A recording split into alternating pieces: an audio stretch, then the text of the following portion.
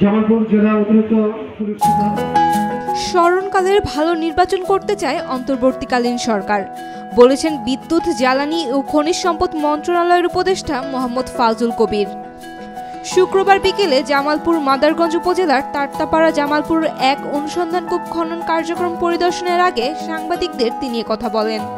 তিনি বলেন, ভোটাররা শান্তিপূর্ণভাবে ভোট দিতে পারবেন। যুক্তরাষ্ট্রের ১ নম্বর জিম চেইন গোল্ডস জিম এখন আবারও বাংলাদেশে বসুন্ধরা আবাসিক এলাকা ও বসুন্ধরা সিটি শপিং মলে। প্রার্থীদের পোলিং এজেন্টরা থাকতে পারবেন। এছাড়া উন্মুক্তভাবে ভোট গণনার সুযোগ থাকবে। এইভাবে নির্বাচনে যেই আসুক তাকে স্বাগত জানানোর কথা জানান তিনি।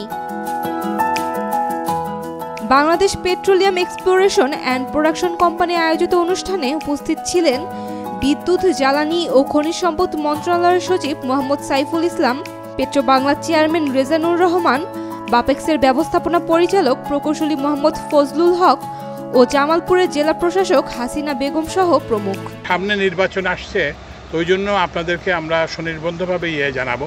আমাদের প্রধান উপদেষ্টা বলেছেন যে আমরা একটা স্মরণকালের সবচেয়ে ভালো নির্বাচন করতে চাই। ভালো নির্বাচন মানে কি, আপনি যে ভোটার ভোট দিতে যাবেন তিনি ভোট দিতে পারবেন, বিভিন্ন প্রার্থী যারা পোলিং এজেন্ট তারা ওখানে থাকতে পারবেন, এবং যারা হবে কি বলে যে ভোটের পরে এটা একটা সবার সামনে উন্মুক্তভাবে ভোটের গণনা হবে, এবং যেই আসুক, আমরা তো কোনো দলের না, সমর্থক না, তো সুতরাং যেই আসুক আমরা তাকে স্বাগত জানাবো।